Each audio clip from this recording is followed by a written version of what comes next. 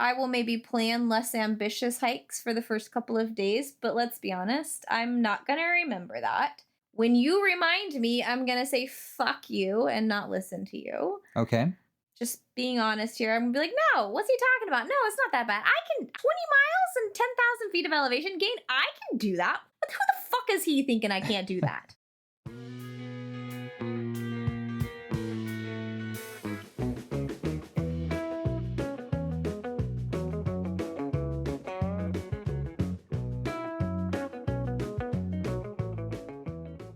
Okay, welcome back to this fucking trail. As you will perhaps recall from part 1, my name is John, I'm your MC, and I just want to remind everyone that this podcast is not for young children or anyone with a sensitivity to swears or strong opinions. And I'm going to pass it back over to your hiking hostess with the mostest affirmed potty mouth, intrepid adventurer, my wife, Gabrielle. Yep, that's me. Today we're going to pick up the second part of my 2025 trip to Colorado. We talked about hiking in Silverton. We talked about hiking in Ouray last episode. This time we're going to kind of delve into all the other places that I went and explored and all of the different things that I ran into that maybe I wasn't familiar with as a Texan. Yeah, you had some experiences for sure, you know? Yeah. Not just the waterfalls and the mountain peaks that you might expect, but yeah, so all kinds of stuff. Let's start with Rifle Falls State Park. So from Ouray, I drove over to Rifle Falls State Park. And so Rifle Falls has a triple waterfall that plunges about 70 feet down. So there's 3 waterfalls all lined up next to each other, plunging 70 feet. I've seen pictures, I've seen videos, looks really, really cool. Decided I needed to check it out for myself. Yeah, sounds dope. And it was dope. Like, really cool. And there's lots of different angles that you can see the falls from. So I really liked that. You can walk at them face on. You can go on either side of them. You can actually kind of get behind them a little bit. I actually got close enough that you could feel like the spray from them.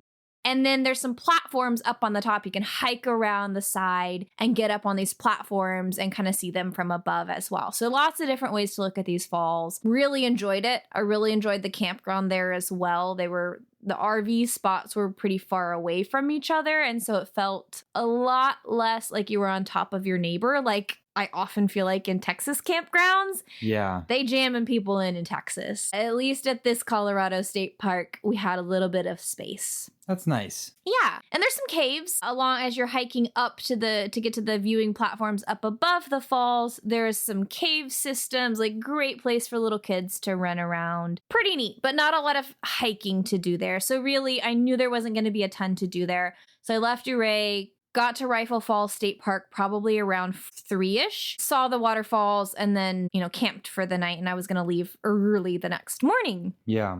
And so a couple things happened out at the state park. I was getting my stuff together to backpack because the next night I was going to be backpacking. And I can see across the road one of my neighbors who had an RV. He catches my attention because I hear him saying something like, hey, you. And he's not talking to me. He's talking to another man. And he says something like, can you come over here? I'm tethered. I can't come out any further. And so when I hear I'm tethered, I can't come out any further, I'm looking up. I'm like, what the fuck is this guy talking about? Yeah. What? And he was tethered. There was a rope of some sort attached to him. I don't know where it was attached to or how long. Like, I couldn't see it super well, but I could see that he had a tether on him. I don't even know what questions to ask. Yeah. And then I was too freaked out to go talk to him and be like, yo, what the fuck's this tether thing about? Because I'm like, God, and I'm just making sure that I've got my hunting knife close by and my bear spray. Well, so, there's a distinct possibility that he was a werewolf, but honestly, it was probably just some weird sex shit. Oh, that's nasty. I don't know what else. This was an old man.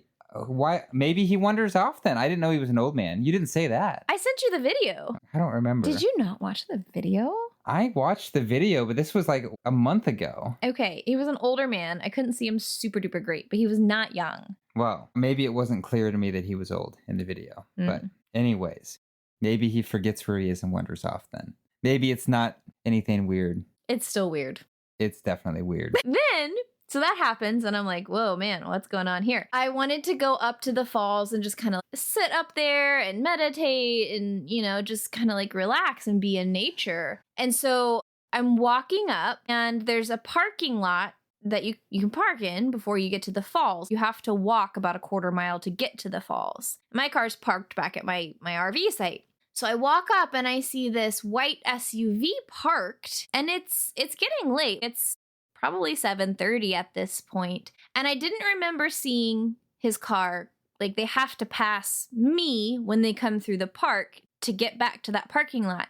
And so I didn't remember having seen an SUV looking like that going by my campsite. And the guy's sitting there with the window rolled down in the car. And it just felt, I don't know, something about it felt really, really weird. I actually think, as I talk about it, I'm like, this sounds like the guy was just parked and playing on his phone or something. I don't know. I kind of stood there and watched him for a minute and just felt super weirded out. And then I felt really scared to go past him, because once you go past, you're kind of pinned in by the waterfalls. There's not a good escape route to get back to other people and stuff. Yeah. If something bad happened. And so for whatever reason, I felt freaked out enough that I turned around, didn't go to the falls, went back to my campsite and meditated there.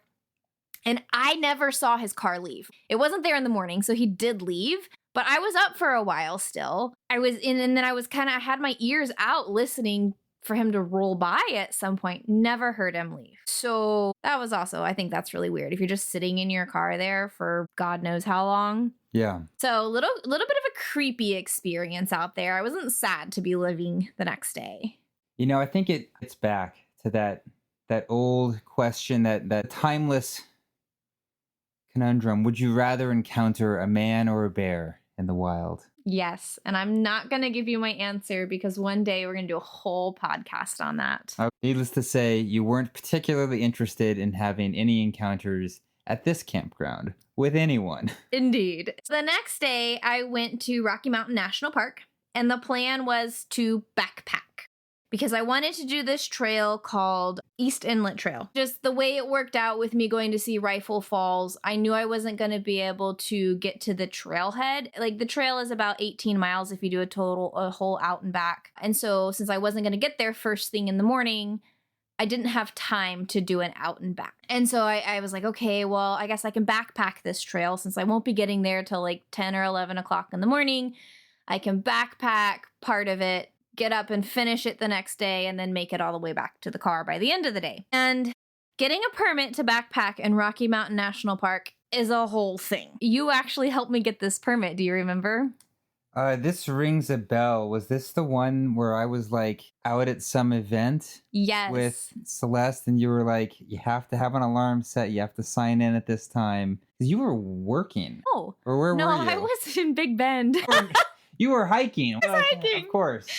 So I didn't know if I'd have service or not. Like I said, in Colorado, these popular places where you need permits to backpack, they're gone quickly. So for example, this is a campground, but there's a really popular campground called Pawnee Campground out in Indian Peaks Wilderness. And I knew, like, I missed the 6-month open window where they release most of the campgrounds, but they were going to release some, I think maybe a month prior.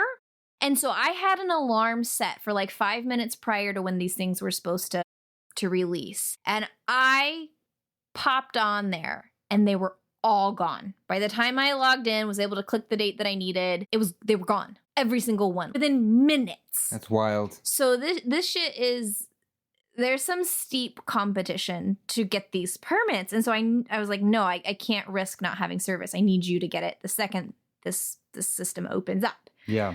So I like left you instructions and stuff, and you were able, and getting a permit on recreation.gov, I don't feel like is the most intuitive process ever. There's a lot of like questions and clicking around where you wouldn't expect to have to click around. So it's not easy. It's a good thing that I am a professional in that department. That's true. You are technologically minded. And anyhow, you pulled it off. It's literally my job to test software apps. So you did a good job. You got me my permit to go backpack at Slick Rock. If they confuse me, they're really doing something wrong. Well, get on the U.S. Forest Service Department and then we'll talk. Sounds like a nightmare. Yeah. So I've backpacked in Texas, but backpacking for me is very, very challenging. It scares the shit out of me. I'm scared of everything. I'm scared of the weather. I'm scared of wildlife. I'm scared of getting lost. It's just really, really hard. And I've never backpacked in Colorado. But when I decided I was going to backpack here, I decided that this was going to be what's called my misogi because it was going to be such a huge challenge. And so what a misogi is it's a purification ritual. Historically, a misogi is a Shinto practice that's rooted in the belief that physical cleansing can purify the mind and spirit. So some examples of historical misogi is they'll do like waterfall immersions, sometimes in winter to kind of cleanse the mind and the soul. It's thought to be a way to connect with nature, spirits, and one's inner self, often with prayers and invocations. So it's this really beautiful historical purification ritual. Sure, ceremony, ritual, setting intentions. Yeah, I mean, these things can be powerful. Yeah. I had never heard of a misogi until I read this book called The Comfort Crisis by Michael Easter. So all of this stuff, as we talk about misogi, all of this I got from Michael Easter's book, Comfort Crisis. And actually, as I was looking at more stuff about misogi, I don't see a ton of it out there. So I definitely want to make sure I give Easter credit. If you're interested in the misogi, definitely check out Michael Easter. He writes a ton about the misogi. Well, I mean, this is an Eastern practice, so you don't see a lot of it here in the West. Yes. Right? I'm really glad that I read that book and that I got introduced to this concept because his book changed my life, really. We're going to do a video or something about the Comfort Crisis. But right now, I just want to talk about kind of the misogi. But again, everything I know about this misogi is I learned from Michael Easter. Okay. So if you get something wrong, it's his fault too. Obviously. Okay. So the modern misogi, this man called Marcus Elliott, who's a Harvard-trained physician, kind of developed the idea of a modern misogi. What he kind of came up with is that we have an evolutionary need for challenge. Historically, our survival has depended on overcoming challenges, usually, unchosen challenges. Ancient challenges, you had big hunts or migrating between seasons. All these things pushed humans beyond their limit. But in our modern day, with all of our advances in technology and such, allows us for survival with really minimal challenges. We don't have to go forage for our food. We don't have to hunt for our food if we don't want to. Everything is really easy. Turn on the water, get clean drinking water super duper easily. Our modern life is very easy. And so kind of this idea from Marcus Elliott is that this lack of adversity prevents us from realizing our full potential. And not realizing our full potential leaves us limited and unfulfilled. And this is definitely something that I personally feel. I feel like I do a lot better when we have a big challenge ahead of us. So when we were training for World's Toughest Mudder, or when we were training for obstacle course racing championships, you train for that for a whole year. It gives me a sense of purpose, sense of like goal that I'm pursuing, and then it all kind of culminates at that event. And without a big event like that, I kind of get lazy and unfocused. We haven't had something like that since 2023 when we did World's Toughest Mudder. We haven't had these big things that we're training for, and I've definitely felt very lazy, unfocused, and unmotivated in my training. Yeah, no, I mean, I think there's certainly something there, and I don't know that I feel it in the same way that you do, but I definitely feel like, I understand the idea of needing to have these goals or missions sort of in your life, these purposes that both drive you forward to improve yourself in whatever way. That might be physical training, might be learning new skills, advancing your career, whatever it happens to be, and kind of push you to do things that are outside of your comfort zone, push you to not be lazy, and also give purpose and shape to your life, right? You have to set time aside to make these things happen.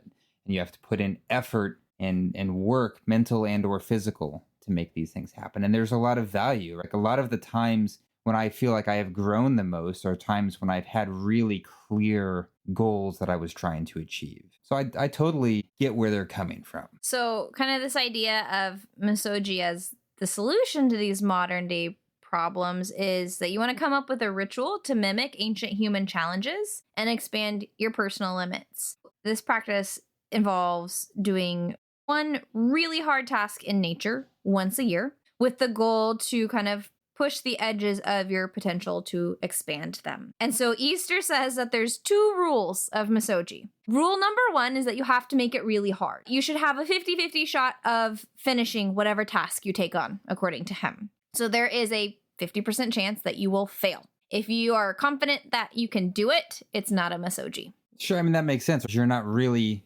challenging your limits. Yeah. If you know you're going to succeed. Exactly. Then you're staying within your limits, which is sort of like, well, that's just everyday life. Exactly. And rule number 2 is don't die.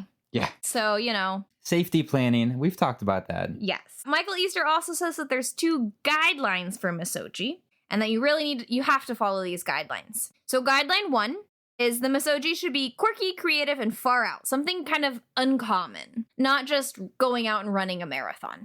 Almost anybody can run a marathon or walk a marathon. It's not, can I do this marathon? It's, can I do it in 4 hours or whatever? And then guideline 2, which is kind of the big one that I really like, is you're not supposed to advertise your misogi. So it's okay to talk with friends and family about it, but you're not supposed to post on social media about it, because the idea is that you're doing it for yourself and that you're going to influence your behavior if you're going to post about it, even afterwards. And so Easter quotes Marcus Elliott as saying, quote, "Misogis are inward facing. A big part of the value proposition is that I'm going to do something really uncomfortable. I'm going to want to quit. And it's going to be hard not to quit because no one is watching. But I'm not going to quit because I'm watching. And then I can reflect on how I still rose to the occasion in a big way. There's some deep satisfaction in that. Did you really do what you think is the right thing when you were the only person watching? Or do you need an audience or a big pat on the back for that?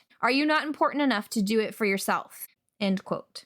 I really like that piece, and I think that's something that could potentially be a challenge for a lot of people. I think most people today would struggle a great deal with this. I think there's a huge culture around sort of doing stunts for social media, or, whatever you want to use that term to mean. There's, all kinds of crazy crap on YouTube and Instagram and TikTok. Whole careers are built on trying to do crazy shit. But there is a different approach to it that you do when you're doing it for an audience, trying to make money off of it, trying to get attention off of it, versus if you're just doing it for you. Yeah. And I think that's a real question, like that people should ask themselves, like, how far will you go? How hard will you try when it's only for you? Right. How much grit do you really have, or do you need attention to be good at things? Yeah, exactly. All right, so to get back to my hike up East Inlet. Oh yeah, we're talking about Colorado. Yeah, so I knew that this backpacking in Colorado was going to be incredibly challenging, so I decided to call it my misogi. So the weather was supposed to be really stormy in the afternoon. In Colorado in the summer, a lot of times thunderstorms move in. Now, are you breaking the rule here or the guideline by talking about this now? Probably, but I failed my misogi. Uh-oh. So we're going to talk about the failure. Okay.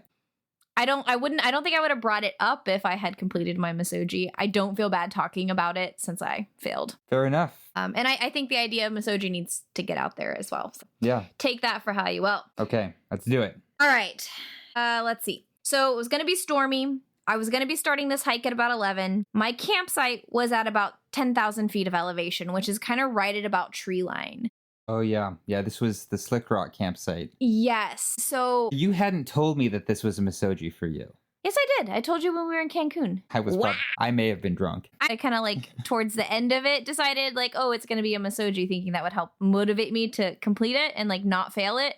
Obviously that did not work out, but that was part of my rationale. I was like, oh my gosh, so scared and so nervous and knew it was going to be so hard. I'm like, okay, I need to think of this as my misogi. Okay. But yes, I did tell you. When you tell me things in Cancun, you gotta check how many drinks I've had. Okay. When it storms, if you are outside during a storm with lightning, you want to be below tree line. Really, it's not safe to be outside But Yeah. you really need to be below tree line. And tree line is 10,000 feet. About, give or take a little bit, take. depending on whether the slope is north or southward facing. But yeah, average is about 10,000 feet. So I knew all of that. And the Slick Rock campsite's elevation Was at about 10,000 feet. Yeah. So it was not above tree line. Right. But as I looked at the weather report, I was fucking freaking out. But I do tend to freak out before my backpacking trips. I look for any excuse to bail. It's this whole fucking thing that I go through every single time where I have a meltdown before I'm supposed to start. And so I know this about myself at this point. But also I was like, oh my gosh, it's like legit supposed to be thunder and lightning when I'm going to be at 10,000 feet of elevation. Like, is this safe? And so when you backpack in Rocky Mountain National Park, you do have to go get a permit from a ranger. I have to go pick up my permit from the ranger. Right. And so I stopped at the ranger station. I went and I talked to the ranger, and she's going through different stuff. I'm like, hey, I'm really freaking out about the weather with it supposed to storm this afternoon. Is this stupid to go? And she's like, oh, I wouldn't even worry about the weather. And she gave me some education on lightning safety and showed me a diagram of the places to be and not to be during a lightning storm. And she's like, yeah, you're below tree line. So, and there's trees around. It'll be fine, probably. And she's like, what I would be worried about as a woman who solo hikes myself is predators. So we actually had someone in the last month have a mountain lion encounter. The mountain lion was pawing at his bear canister. And she kind of breezes on real quick from that. She's like, what that tells me is that his bear canister was too close to his campsite. I guess this guy unzipped his tent and saw the mountain lion pawing at the bear canister. She's like, the whole point of the bear canister is to avoid those interactions, so it should be a lot further away from your tent. She's not wrong. She's not wrong. But also, you just told her you were anxious.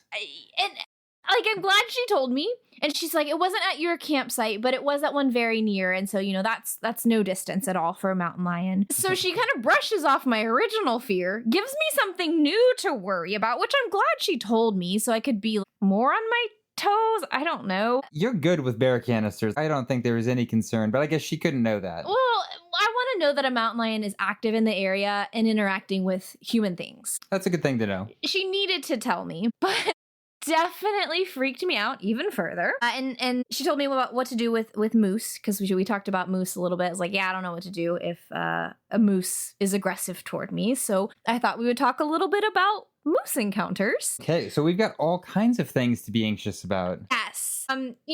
So she pointed out that moose aren't predators. So if you do have an aggressive interaction with them, you do want to run and you want to get away. Unlike with a bear or a mountain lion that are predators that may want to eat you, you do not run from a bear or a mountain lion. That's the worst thing that you can do.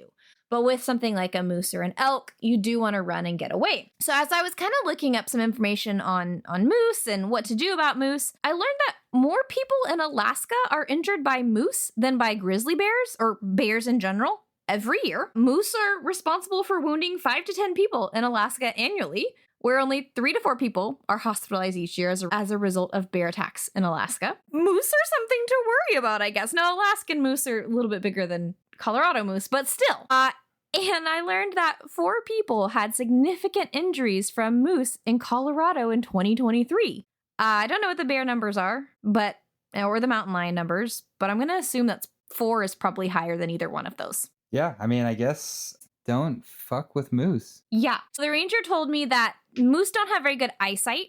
So getting behind something can be a really good defense mechanism. Even if you don't feel like you're super well hidden, the moose may not be able to see you. You should always, just like with any wildlife, always give moose space. Don't approach or harass them. Sounds like a no-brainer, but we've all seen the videos of people approaching bison in Yellowstone, so you have to say it. Yeah. And kind of thing is, moose don't normally run from people. They may just stand there and graze when you catch sight of them. And so it can be really tempting to approach and harass them. I think that's really interesting to me because I think, I see a moose and to some extent I think like, oh, it's like a big sort of deer kind of thing, right? And deer are pretty skittish for the most part and not typically all that dangerous to humans because they're so skittish and shy of humans. But that's just that's totally the wrong training and attitude to have for a moose. Yeah. Yeah, everything I read said that, a lot of times they don't move. I wonder if it's because they're so big. Like, these things are fucking monstrous. And so I wonder if they realize, like, hey, these people are not a threat to me. There's nothing that these tiny humans can do. But I don't know. Moose often bluff charge as a warning to get away from me. But they can charge for real. And if they're charging you for real, they'll often kick forward with their front hooves. And those front hooves can be very sharp and very dangerous. So again, if a moose approaches you aggressively, run away from it, get something in between you. So those are all things you're supposed to do. How do I know if a moose is feeling aggressive? Oh, yes. So some signs to look for that the moose may attack is the long hairs on its hump might get raised. They may lay their ears back, kind of like a horse when they're being mean. It may lick its lips.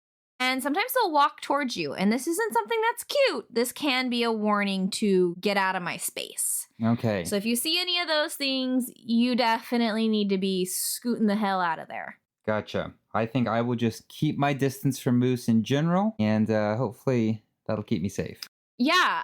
I did have a moose interaction on this trip, not on the East Inlet Trail, but exactly what the ranger said. She was like, talking about giving them space. And she said, but sometimes you come around a corner and they're right there. And so kind of talked me through different things to do if that happens. And that happened in Indian Peaks Wilderness. I came around the corner of a trail. I saw a couple of people like standing there with their phones out. Like, obviously they're all looking at the same thing. And so I walked up to them really carefully, and there's a moose with her baby 200 feet away or so. Like, she was much, much closer than we should have been. But again, she was just like right off the trail. And she wasn't bothered at all. She just stood there grazing along with her baby. I kind of pretty quickly ducked behind a tree to kind of like watch her a little bit, but also try not to disturb her and to do the safe thing. But yeah, I did actually get a moose encounter, and it was super exciting. That's super cool. Yeah. Okay, but we're talking about your misogi. We're talking about this hike East Inlet to Slick Rock. We already sort of know how it ends, but we don't know how you got there. It's true. So now we've got the weather to worry about. There's a mountain lion active in the area, and also you should be afraid of mooses. Meese? I don't know. I think it's just moose. I think it's just moose. All right. So I agonized over the weather, but in the end, I decided I had to try it. Okay. So you didn't totally bail. You did. No. You gave it a solid attempt. I put on my big girl panties, threw on my backpack, and I started walking. So you had gotten me the Durston. How do you say? I've never heard anyone pronounce it, so I'm just gonna say it's the Kakwa. Kakwa! Yes. Something like that. Okay, so yes, I had asked for this backpack for Christmas because it's much lighter than my Osprey backpack. So I have never actually used this backpack, and it's now July. So I decided I had to try out this backpack. So I started out with the Durston Kakwa 55. Fucking hated it. There's no place to put a camelback. And so I was gonna like jerry rig it so that I could have a camelback. But when I did that, then there wasn't enough space for all of my shit. And I had to carry a bear canister. And even if I didn't have to, I would have carried a bear canister. So there's just like a lot of big bulky things to fit in. And so I ended up, there's little pockets on the straps on the front for you to put water bottles in. But I hadn't planned to not have a camelback. And so the water bottles that I had were 1 liter bottles, and they fit, but they're fucking up in my face. Like, the tips of the bottles are touching my cheeks a lot of the time. Yeah, these are spots for like half-liter bottles. Yeah. That you're stuffing 1 liter bottles into. Yep. So I was pretty enraged, honestly, when I got everything on and these fucking bottles are touching my face. I'm like, oh my God, I hate this backpack so much. How soon can I sell it? But I kept it on and I started hiking. Okay. Despite being scared. There's some nice waterfalls. They're called Adams Falls within the first half mile on East Inlet. Lots of people come there to see it. And then shortly after you get past Adams Falls, there's a really beautiful meadow with lush grass. There's a stream going through it. Just gorgeous Rocky Mountain National Park meadow. I'd hoped to see some wildlife. Didn't see any there. And so as I'm walking, I see, dark clouds coming in. But I keep walking towards my campsite and fighting fear the whole time. Hiking up there with all that shit on your back is no joke. Yeah. I think it was 6 miles to Slick Rock, but it felt like a lot further. It felt like it took forever. And as I'm getting closer and closer, the skies are getting darker and darker. And I'm like, what the hell am I doing? I had a hard time actually finding. So you have East Inlet Trail, and then there are marked campsites for people to backpack at. They'll have a little sign right off the trail that says Slick Rock, and then you have to like walk along until you find the actual campground. So Gaia GPS actually didn't have the Slick Rock campsite marked at the right spot. When I got to where Gaia said it should be, there was no signage for Slick Rock, and it was also really steep and impossible. Like, there's no way there's a campsite right here. Yeah.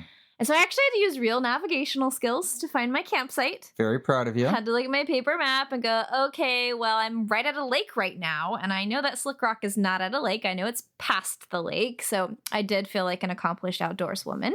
Very good. And pretty much the minute that I saw the little wooden sign for Slick Rock, I hear thunder and I see lightning. And in that moment, I just wanted to turn around and go back to the car. I was like, what? Like, literally, the minute I see the sign, I hear thunder and see lightning. I'm like, fuck. And at this point, so you're at the campsite, you're at 10,000 feet. Mm-hmm. You're a little closer to that thunder and lightning than we normally are here in Texas. Yes. But I forced myself to walk all the way to the campsite, which was probably another 200 yards. And the whole time it's rumbling. These clouds are nasty, dark, scary looking clouds. I find the spot where you're supposed to camp. And I took off my backpack and I sat down on a log, but I didn't take anything out of my pack. And I just thought, you know what? Everything inside me is screaming to run back to the car. But I'm going to sit here, force myself to sit here for a little while, and maybe this will pass. Like, just kind of see how things go. Yeah. So I'm sitting there and it continues to thunder. And like you said, thunder at 10,000 feet sounds and feels different than even at 7,000 or 8,000 feet. It felt very powerful. You could feel the earth kind of rumble a little bit when it thundered.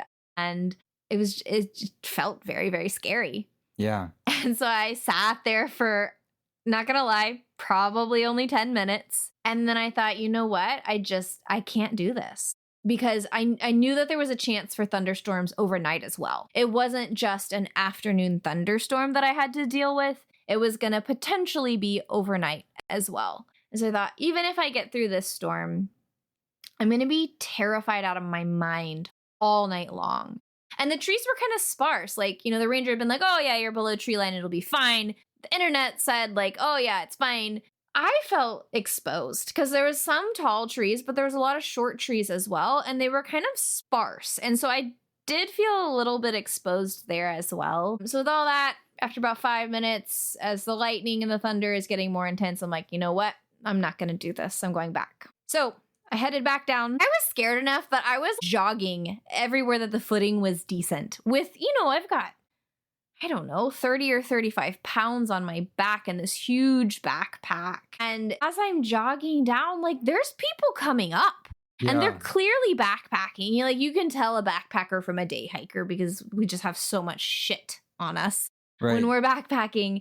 I passed multiple groups still coming up, which just made me feel like shit about myself because I'm like, what am I missing? Why am I not braver? What is going on that all of these people find it acceptable and safe enough that they're going to continue to go up? When I got back to the meadow that I had initially passed, I stopped because I was much, much lower.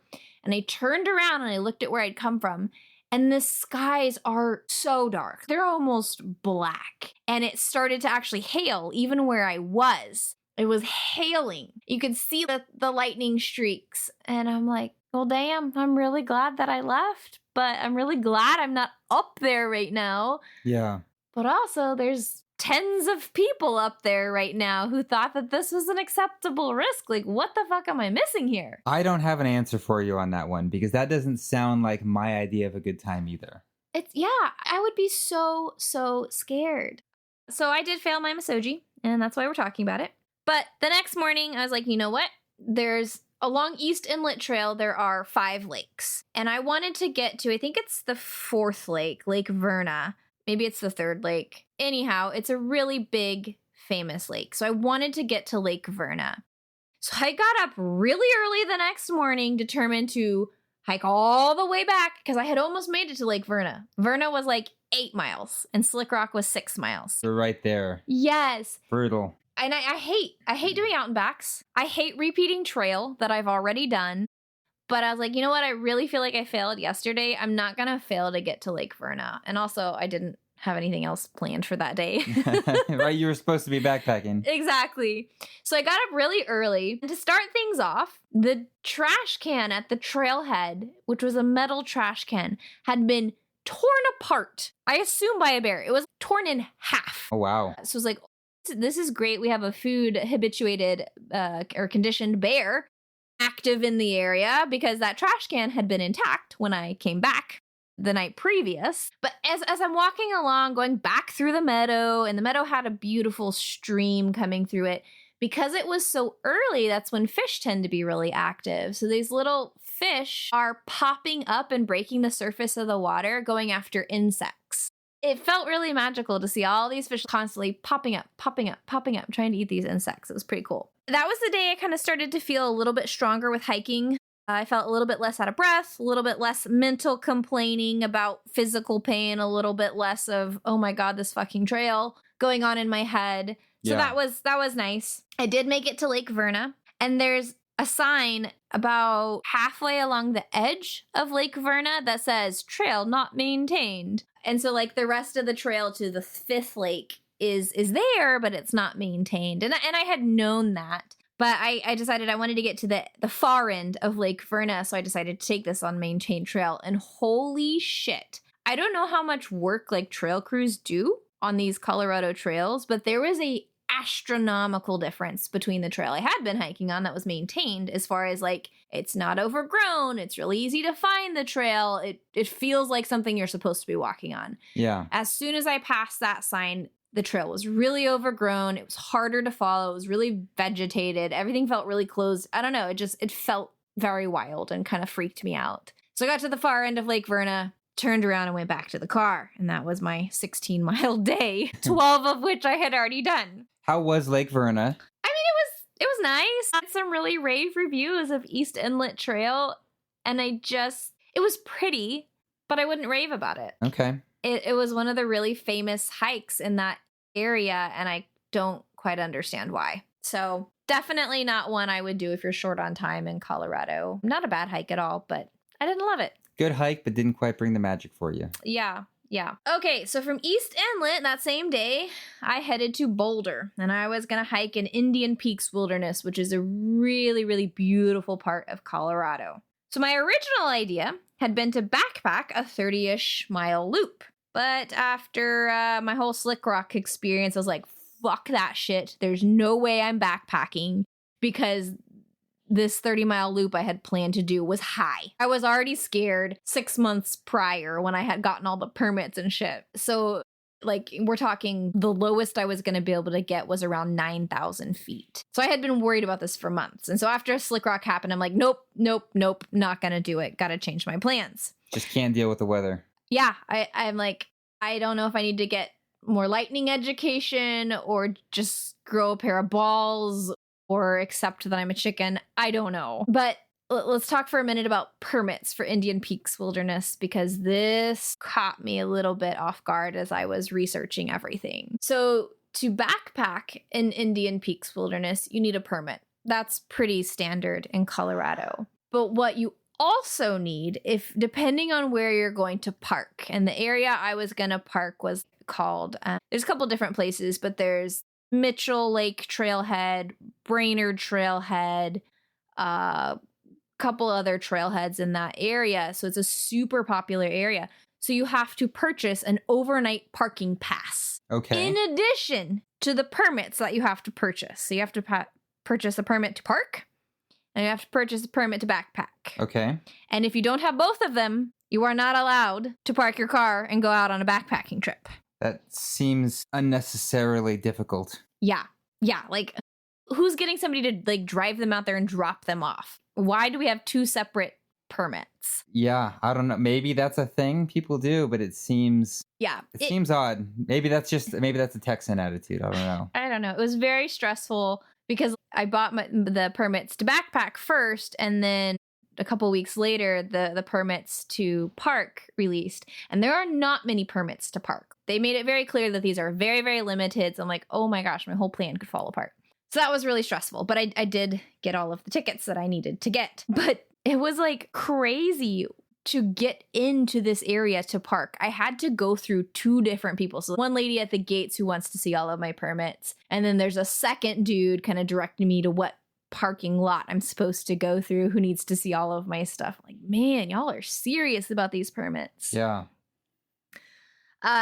Okay, so fair warning on Indian Peaks Wilderness. Yes, lots and lots of permits because it's a really popular area. It's close to Boulder, so there's a lot of people in that area, and it is glorious. Like, it is such a beautiful area. But I decided I wasn't going to backpack. I was just going to hike out there. So I decided to stay at a lodge in Boulder, where I paid, $50 to $40 a night to camp. Yeah, so this is funny because you told me you were going to stay at a lodge, and I was like, oh, okay. It's going to be like a hotel. And then later you were talking about camping, and I was like, I thought you were staying at a lodge. Yeah, this is kind of a weird lodge. They had private rooms, like hotel rooms. Okay. They had a hostel, and then they had RV sites, and they had campsites. So they had a little bit of everything.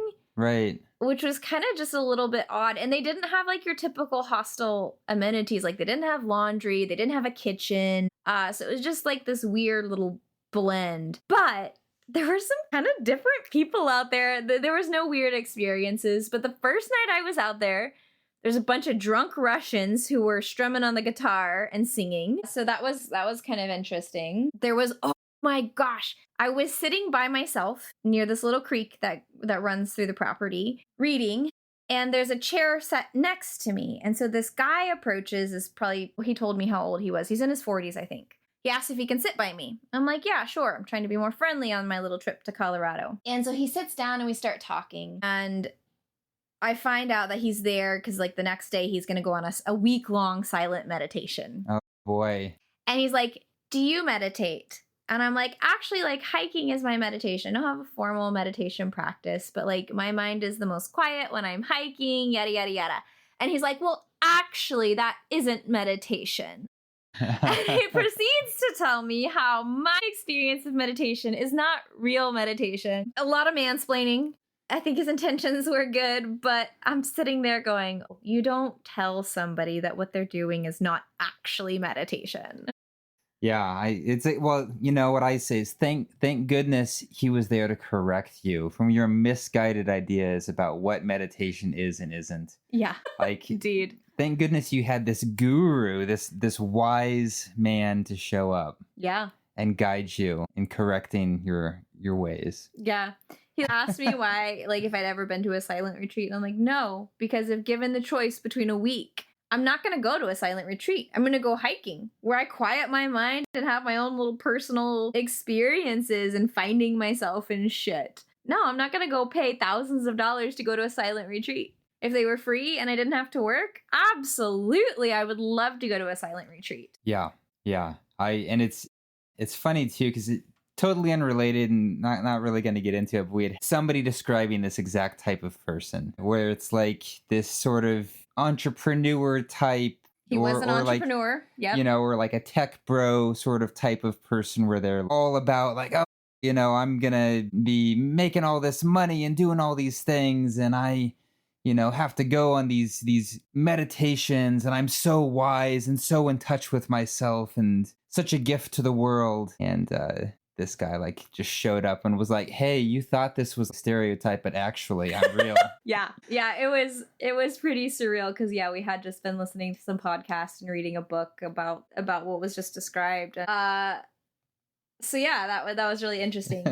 And then I met another night while I was there. I met a German PhD student, and we chatted while we were in the hot tub. So lots of different people out there. It was kind of actually cool. But any hoodles, to get back to hiking, so I decided instead of doing my 30-mile loop, I was going to hike to, among other things, a lake called Blue Lake. This was probably one of the better hikes that I did out there. So it's clocked in at 6.29 miles for me. I did it in 3 hours and 27 minutes, and it was an elevation gain of 1,028 feet. And this hike was pretty magical. So Ice Lake Trail had the meadow and the lake, and those were like glorious and mind-blowing. But what was kind of different about Blue Lake Trail is that it was beautiful the whole way through. It wasn't like mind-blowing, but it was gorgeous the whole way through. Nice. So lots of greenery, lots of flowers. There was running water, at least on one side of the trail, almost the whole way. There's lots of waterfalls. There was lots of snow still left. And so actually at one spot, you've got this really, the stream that's flowing along at quite a vigorous pace. And it's going under this snow. There's like a snow bridge over top of this stream. Oh, that's cool. I remember these pictures. Yeah, and I had never seen that before. So that was really pretty. The lake was blue, but it wasn't turquoise blue. It was a dark blue. So definitely not as impressive as Ice Lake, but I definitely think the whole trail was really, really pretty. Whereas on Ice Lake, you had a couple of really pretty features and the rest of it was kind of meh. But I have a funny little story. As I was coming down, this is a very popular trail. Okay. You know, it's pretty short in the grand scheme of things. So really easy for your average person to access. And you're up pretty high. I think it was a starting elevation of about 10,000 feet. Everything that grows at that elevation is pretty sensitive. You don't want to be getting off trail and trampling the grass, the wildflowers, because that can do a lot of damage really, really quickly. So as I'm going back down, I start to need to pee. I'm like, okay, well, I don't really want to walk off trail because I don't want to, damage the foliage, but also like peeing right off of the trail might get caught with my pants down, literally. But I had to go really bad. I keep walking and eventually it's like, oh my gosh, nope, I have to. So I step off of the trail, but I don't go very far because I don't want to damage the flora. And there's nobody around and I start to pee, but then I start to hear voices. I'm like, oh shit, there's people coming. So I'm like, okay, hurry. I'm trying to go as fast as I can, but these people are getting too close. I'm like, oh my gosh, I gotta stop. I'm gonna have to finish this later. So I jump to my feet and start to pull up my pants, and I think I've stopped peeing. Only to my complete horror, I realize I have not stopped peeing, and I am now peeing on myself as I pull up my pants, and I can't stop. These people are approaching. And now my ass is covered, but I'm fucking peeing myself. Eventually it stopped, and they blazed by, and I don't think they noticed anything. But that was an experience. Man, you always have a good bathroom story from Colorado. I always have a bathroom story from Colorado. Every single year. Man, that's too good. Yep. The next day I did Isabel Glacier Trail, which was also really glorious. So I started at Long Lake Trailhead. I like how quickly you've... Moved right along out of that. Okay. All right. The Glacier Trail. Yeah. So it was a really popular trail. There was a lot of people until I reached Lake Isabel, which honestly, I don't remember how far that was. Not very far. And as I'm walking alongside the side of Lake Isabel, the crowds really started to thin out. By the time I was at the far end of that lake, there's nobody out there. But this trail goes all the way up to a fucking glacier. I'm like, I'm going to the end of the trail. I want to see this glacier. I don't know what a glacier looks like in Colorado. Am I going to be able to tell I'm on it? I don't know. I got to find out.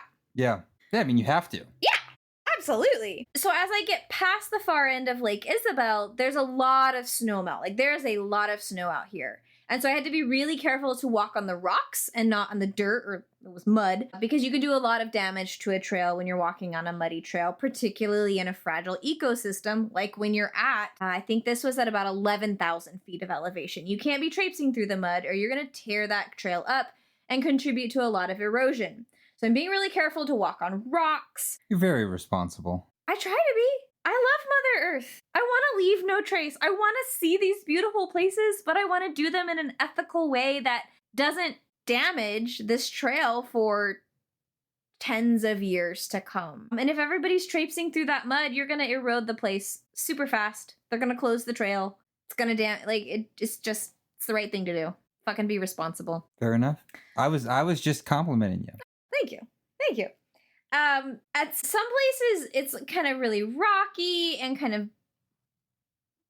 barren. There were some cairns that I had to follow when I couldn't tell where the trail was. And at one point, I had to jump down into a stream and walk up a stream as part of the trail. And I think it was a stream just because there was so much snow melt. I don't think that's like it's not always a stream. Yeah, I don't think so. And this stream was up to my fucking knees. Wait. And it's cold, okay? It's cold. At that point, I decided, okay, now I really have to get to the glacier because this was a big buy-in. This was an expensive, costly buy-in. After I got past the lake, it felt so wild and remote. There's no humans. There's no noises. It's not a well-traveled trail. Like, I'm really having to look for the trail and pick my way through. It was really, really beautiful. But then as I'm walking along, I start to see dark clouds blowing from behind the mountain pass where I can't see up over me. So I can't really see what's coming. And so I started to get nervous about fucking lightning. But I kept going until I hit this stretch of snow. It was like this snow pass. And so the snow, what I needed to walk across was probably about a 200-foot stretch of snow to get to the next bare spot. And the trail was kind of going up. So I kind of like started walking on it without thinking. And then I was like, hold on. I have to come back down this. And then the snow was a little bit slushy. Like, it was definitely hard packed, but it was a little bit slushy.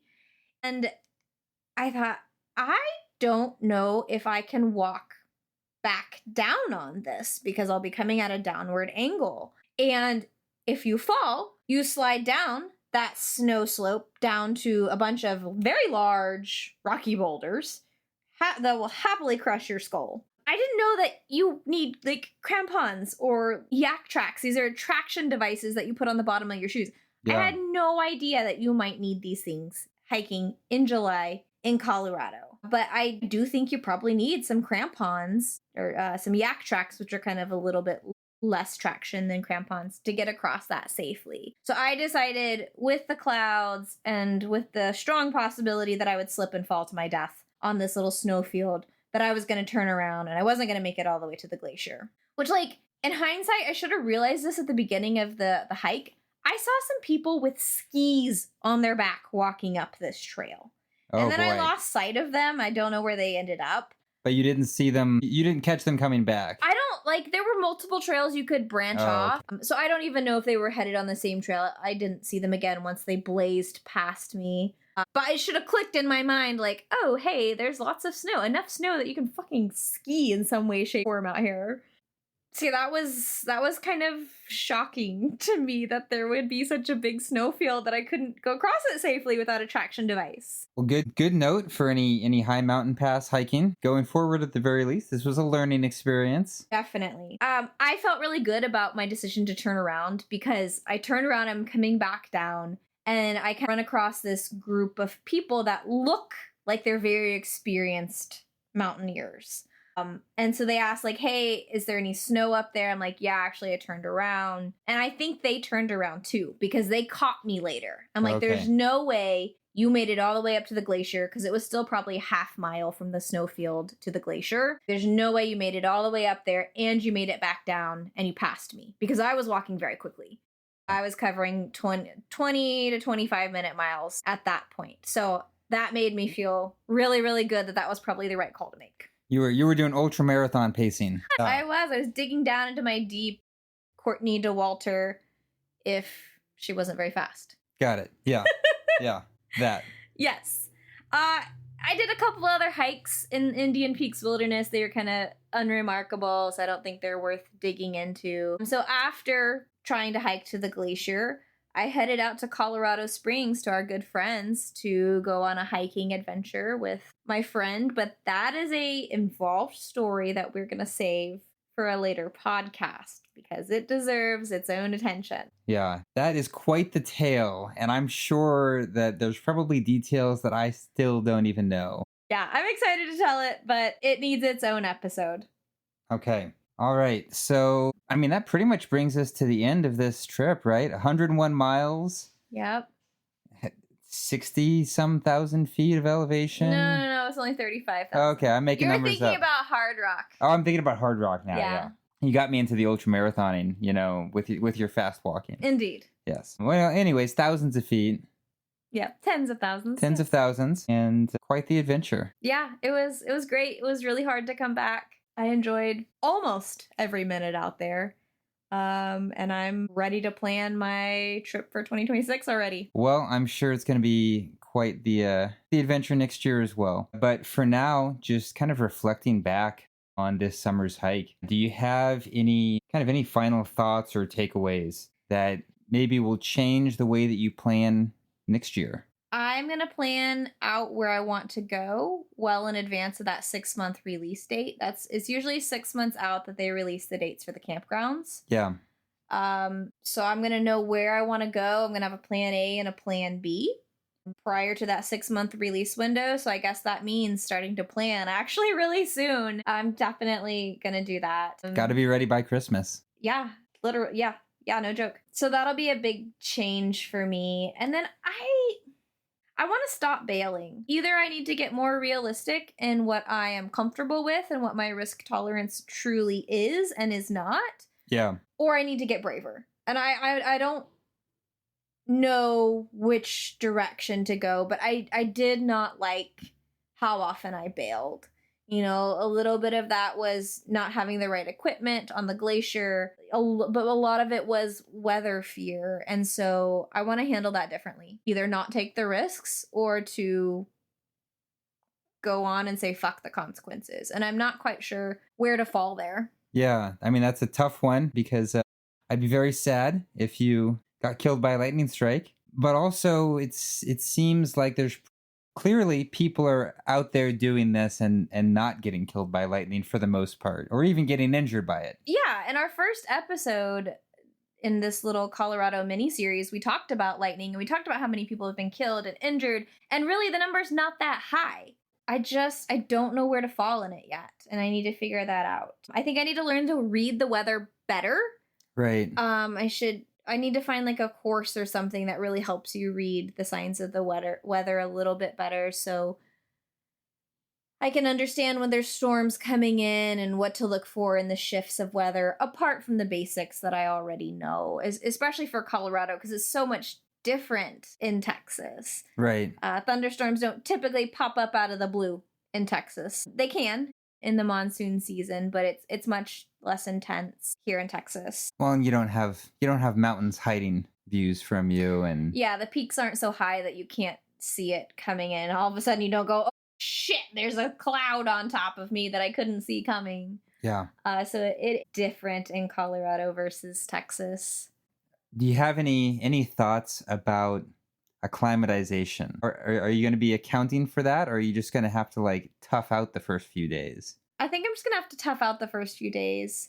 If I remember, I will maybe plan less ambitious hikes for the first couple of days, but let's be honest, I'm not going to remember that. When you remind me, I'm going to say fuck you and not listen to you. Okay. Just being honest here, I'm going to be like, no, what's he talking about? No, it's not that bad. I'm 20 miles and 10,000 feet of elevation gain. I can do that. But who the fuck is he thinking I can't do that? I'm gonna have to replay part of this episode for you.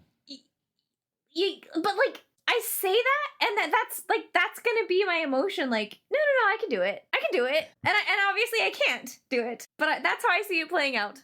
Okay. Well, I guess we'll let y'all know how it goes. And in the meantime, do we have a little bit more Colorado miniseries to look forward to yet? Yes, we still have to talk about the Gunnison route and Black Canyon of the Gunnison. We have to talk about hiking Mount Massive, which is Colorado's second highest 14er. So there's still at least 3 episodes to come in this little Colorado miniseries. Hey, very exciting. And then before long here, we'll be back to the hiking season in Texas. Yes, I'm already planning my Texas fall hikes. So really, really excited. I have an upcoming trip to the Davis Mountains Preserve, which I've never been to. So I'm really excited to check that out. And you know, with any luck, I'm gonna get a little hiking in myself this fall as well. So that should be fun. You'll actually be able to commentate on what you've seen and felt and experienced firsthand. I will, and I'm sure it'll be all good things. Seriously? Okay, well, I think that brings us to the end of this episode. We'll be back soon with more exciting Colorado adventures. Happy hiking!